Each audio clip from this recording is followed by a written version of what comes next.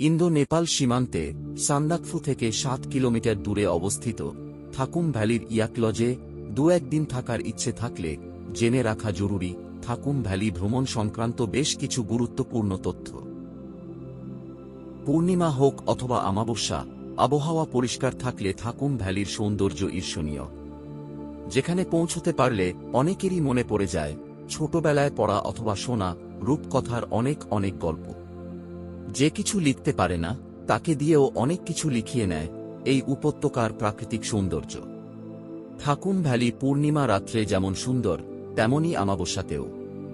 আবহাওয়া পরিষ্কার থাকলে থাকুম ভ্যালি থেকে পৃথিবীর সর্বোচ্চ ৫টি শৃঙ্গের মধ্যে ৪টি সর্বোচ্চ শৃঙ্গকেই দেখা যায়: মাউন্ট এভারেস্ট, কাঞ্চনজঙ্ঘা, লোৎসে এবং মাকালু।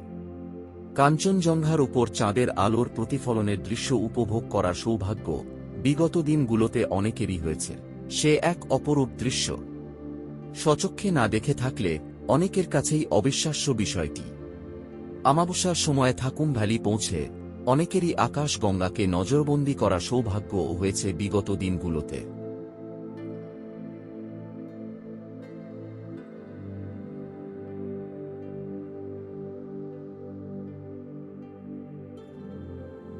দুর্গম জায়গা থাকুম ভ্যালিতে কোনো রকমে রাত্রি যাপন করার একমাত্র জায়গা ইয়াক লজ।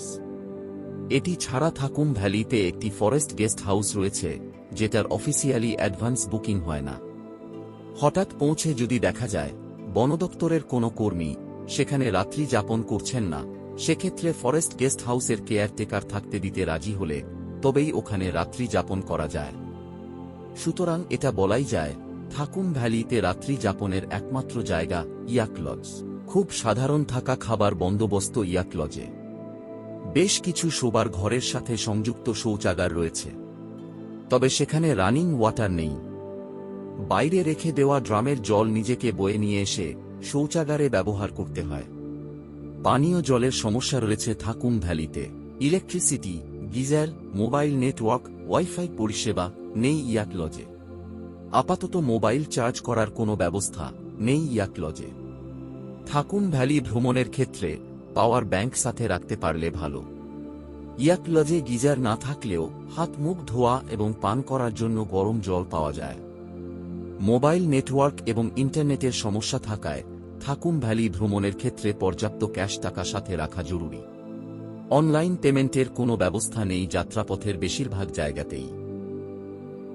শারীরিক এবং মানসিকভাবে সুস্থ থাকলে তবেই সান্দাকফু থাকুম ভ্যালির পথে ভ্রমণ পরিকল্পনা করা উচিত। শারীরিক এবং মানসিকভাবে অসুস্থ মানুষদের জন্য সান্দাকফু থাকুম ভ্যালির পথ নয়। বয়স কেবল মাত্র একটা সংখ্যা।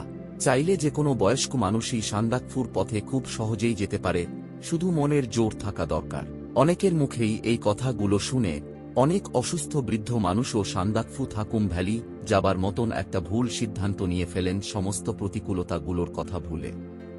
বয়স কেবল মাত্র একটা সংখ্যা। বহু পুরানো এই প্রচলিত কথাটি শারীরিক এবং মানসিকভাবে সুস্থ মানুষদের ক্ষেত্রে প্রযোজ্য, অসুস্থ বৃদ্ধ মানুষদের ক্ষেত্রে নয়। এই পথে দুর্গমতা এবং প্রতিকূলতা অনেক। অনেকেই বলেন, আমি গুরুদম্মার লেক গিয়েছি, আমার কোনো সমস্যা হয়নি সেখানে। ৩০ মিনিটের জন্য গুরুদম্মার লেকে কাটিয়ে আসার পূর্ব অভিজ্ঞতা সান্দাকফু থাকুম ভ্যালির পথে ৩ দিন থাকার ক্ষেত্রে কোনো কাজে লাগে না।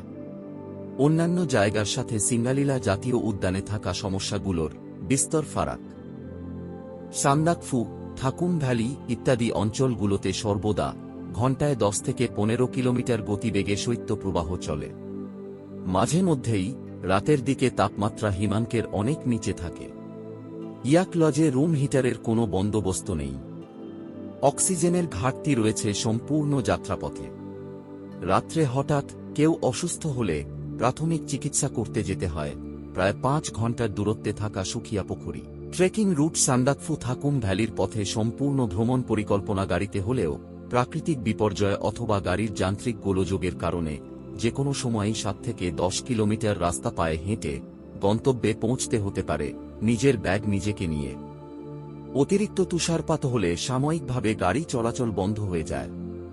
সেক্ষেত্রে বিকেভঞ্জয়ম থেকে সান্দাকফু থাকুম ভ্যালি পর্যন্ত পায়ে হেঁটে স্নো ট্রেক করে আসা যাওয়া করতে হয়। ট্রেকিংয়ের পূর্ব অভিজ্ঞতা না থাকলে অথবা একদিনে 10 কিলোমিটার ট্রেক করতে সমস্যা থাকলে থাকুম ভ্যালির ইয়াক লজ বুকিং অথবা থাকুম ভ্যালি যাবার ভ্রমণ পরিকল্পনা না করাই ভালো।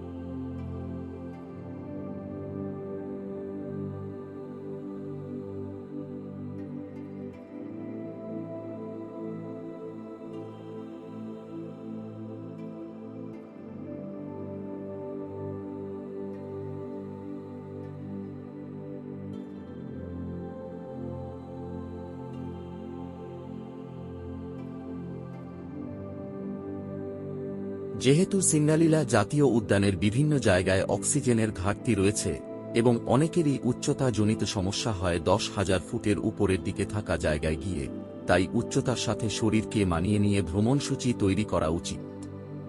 ভ্রমণসূচি সাজানো যেতে পারে এইভাবে: প্রথম দিন সীমানা, দ্বিতীয় দিন টংলু অথবা তুমলিন, তৃতীয় দিন থাকুম ভ্যালি, চতুর্থ দিন সান্দাকফু, পঞ্চম দিন আপার চিত্রে, ষষ্ঠ দিন চা বাগান কেন্দ্রিক জায়গা রেইনবো ভ্যালিতে একটা দিন থেকে, সপ্তম দিন নিউ জলপাইগুড়ি ফিরে আসা।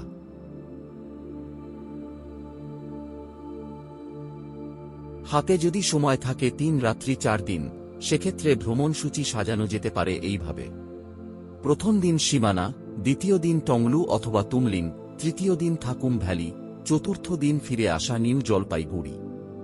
থাকুম ভ্যালি থেকে সরাসরি নিউ জলপাইগুড়ি পৌঁছতে সময় লাগে প্রায় 8 ঘন্টার কাছাকাছি। ভিডিওতে দেখে নেওয়া যাক ইয়াক লজের রুমগুলো কিরকম। থাকুম ভ্যালির ইয়াক লজ বুকিং করতে যোগাযোগ করবেন ভিডিওতে দিয়ে রাখা এই নম্বরে 7278743430।